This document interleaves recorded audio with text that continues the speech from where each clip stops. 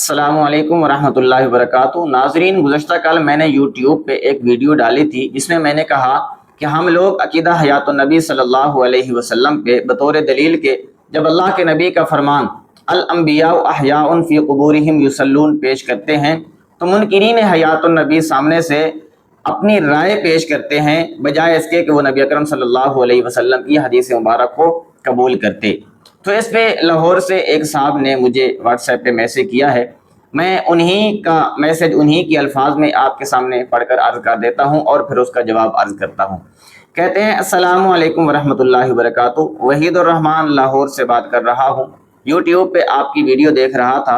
आपने कहा है कि हम जब अकीदा हयातुन नबी पे बतौर दलील के हुज़ूर सल्लल्लाहु अलैहि वसल्लम की हदीस मुबारक पेश करते हैं तो मुनकिरीन हयातुन नबी सामने से अपनी राय पेश करते हैं।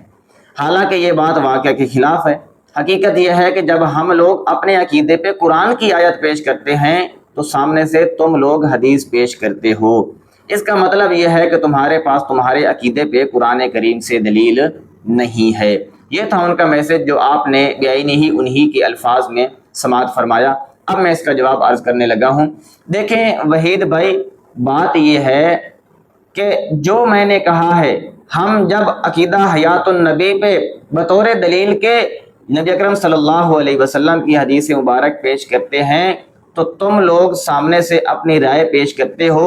ये बात बिल्कुल हकीकत है, ये कोई खिलाफ वाक़या बात नहीं है। असल बात पता क्या है?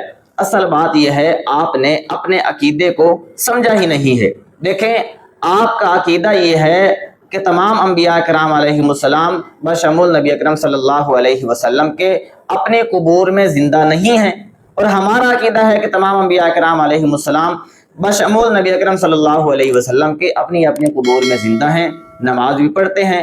तो अकीदा तुम्हारा ये है और हमारा ये है। तो तुम्हारा जो अकीदा है कि नबी अकरम सल्लल्लाहु अलैहि वसल्लम अपनी कब्र में जिंदा नहीं है, इसके ऊपर तुम एक भी कुरान की आयत पेश नहीं कर सकते। कुरान की आयत पेश करना तो दूर की बात, इस पे तुम नबी अकरम सल्लल्लाहु अलैहि वसल्लम की हदीस भी पेश नहीं कर सकते। मुझे पूरे कुरान से एक आयत लाकर दिखाएं जिसमें अल्लाह रब्बुल इज्जत ने फरमाया हो कि अंबिया कराम अलैहिमुस्सलाम अपनी कब्रों में जिंदा नहीं होते। ये एक नबी अकरम सल्लल्लाहु अलैहि वसल्लम की हदीस पेश करें जिसमें नबी अकरम सल्लल्लाहु अलैहि वसल्लम ने फरमाया हो अंबिया वफात के बाद अपनी कब्रों में जिंदा नहीं होते। ये तो बहुत दूर की बात है। कुरान और हदीस आप किसी सहाबी का कौल भी पेश नहीं कर सकते। कोई एक सहाबी कह दे अंबिया अपनी कब्रों में जिंदा नहीं होते, कोई एक ताबी कह दे, कोई एक मुजतहिद कह दे।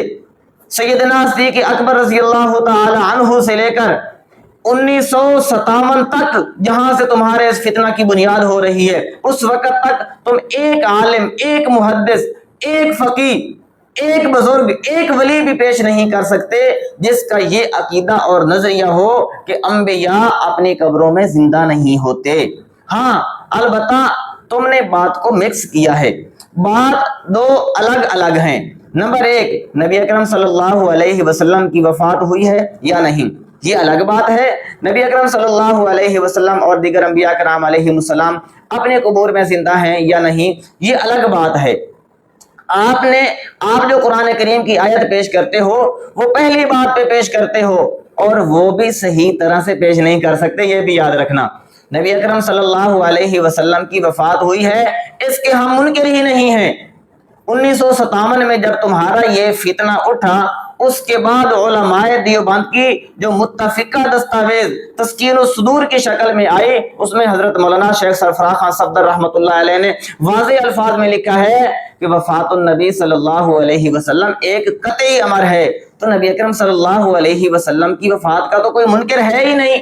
शैतान भी अजीब चक्कर खेलता है, इनको इस बात पे लगा दिया है, तुमने दिन रात इसी बात का रट्टा लगाना है। नबी अकरम सल्लल्लाहु अलैहि वसल्लम की वफात हुई है, नबी अकरम सल्लल्लाहु अलैहि वसल्लम की वफात हुई है, कोई इनकार करे या ना करे तुमने इसी बात का रट्टा लगाना है। और कुछ लोगों को इस बात पे लगा दिया है, तुमने दिन रात इस बात का रट्टा लगाना है। हुजूर अलैहिस्सलाम की पैदाइश हुई है, हुजूर अलैहिस्सलाम की पैदाइश हुई है, हुजूर का मिलाद हुआ है। भाई मिलाद का माना पैदाइश है, हमने कब कहा नबी अकरम सल्लल्लाहु अलैहि वसल्लम की पैदाइश नहीं हुई? भाई हम तो मानते हैं, जिस बात को मानते हैं उसके ऊपर दलाइल देने की जरूरत ही नहीं है।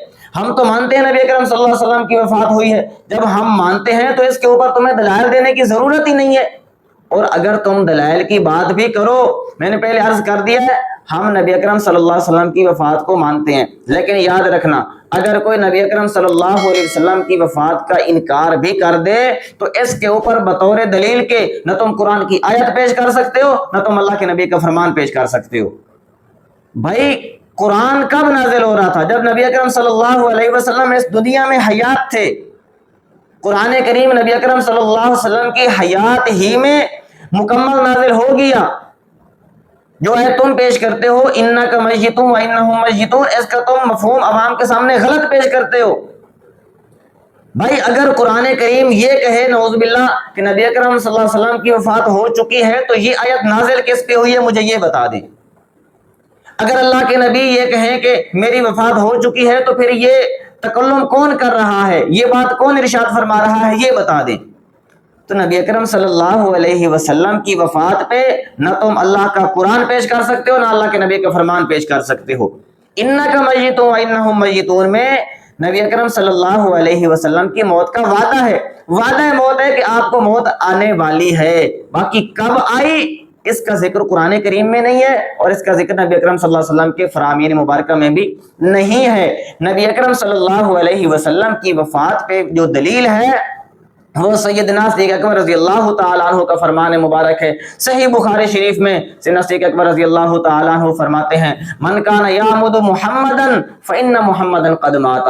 جو آدمی نبی اکرم صلی اللہ علیہ وسلم کی عبادت کرتا تھا تو اسے یہ بات یاد رکھ لینی چاہیے کہ اب نبی اکرم صلی اللہ علیہ وسلم کی وفات ہو چکی ہے۔ سیدنا صدیق اکبر کا یہ فرمانا تمام صحابہ کرام کا سیدنا صدیق اکبر رضی اللہ تعالیٰ عنہ کے اس قول کو قبول کرنا اور پھر اس امت کا اس بات پہ اتفاق ہو جانا کہ نبی اکرم صلی اللہ علیہ وسلم کا انتقال ہو چکا ہے، صحابہ کرام علیہم رضوان کا نبی اکرم صلی اللہ علیہ وسلم کی تدفین کرنا، یہ باتیں اس بات کی دلیل ہیں کہ نبی اکرم صلی اللہ علیہ وسلم کی وفات ہوئی ہے اور ہم اس کو مانتے ہیں اور آپ کے کہنے سے نہیں۔ سیدنا صدیق اکبر رضی اللہ تعالی عنہ سے لے کر 1997 تک اور پھر آج تک ہمارا یہ عقیدہ اور نظریہ ہے کہ نبی اکرم صلی اللہ علیہ وسلم کی وفات ہو چکی ہے۔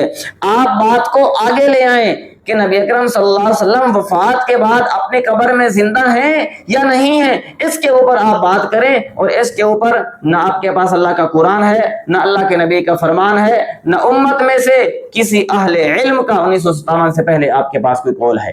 تو میں نے جو کہا کہ نبی اکرم صلی اللہ علیہ وسلم کی حیات پہ ہم جب حدیث مبارک پیش کرتے ہیں تو تم لوگ سامنے سے اپنی رائے پیش کرتے ہو، یہ میں نے بالکل درست کہا ہے۔ اور یہ نہ سمجھنا کہ ہمارے پاس قرآن سے اس عقیدے پہ دلیل نہیں ہے اس لیے ہم حدیث پیش کرتے ہیں۔ ہمارے پاس قرآن کریم سے بھی دلائل موجود ہیں، احادیث مبارکہ سے بھی دلائل موجود ہیں، اقوال صحابہ سے بھی دلائل موجود ہیں اور تواتر امت سے ہمارے پاس دلائل موجود ہیں۔ اللہ رب العزت قرآن کریم میں فرماتے ہیں وَلَا تَقُولُوا لِمَنْ يُقْتَلُ فِي سَبِيلِ اللَّهِ أَمْوَاتٌ بَلْ أَحْيَاءٌ، یہ جو اللہ کے راستے میں شہید ہو گئے ہیں نا انہیں مردہ مت کہو، یہ تو زندہ ہیں، تمہیں شعور اس بات کا نہیں ہے۔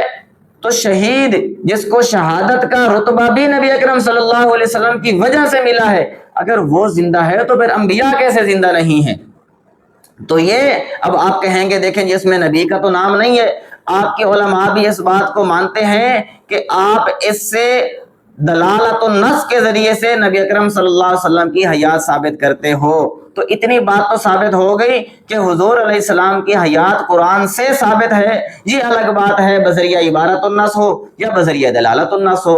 تو قرآن کریم سے بھی نبی کرم صلی اللہ علیہ وسلم کی حیات فی القبر ثابت ہوتی ہے، احادیث مبارکہ سے بھی دلائل موجود ہیں، اور پھر سیدنا صدیق اکبر رضی اللہ تعالیٰ عنہ کا اپنے انتقال سے پہلے صحابہ کرام علیہم رضوان کو یہ وصیت کرنا کہ جب میرا انتقال ہو جائے میری میت کو روضہ مبارک کے پاس لے جانا اور نبی اکرم صلی اللہ علیہ وسلم سے اجازت طلب کرنا، اگر حضور علیہ الصلوۃ والسلام اجازت دے دیں تو مجھے روضہ میں دفن کرنا، ورنہ عام جو مسلمانوں کا قبرستان ہے جنت البقیع وہاں پہ میری تدفین کر دینا۔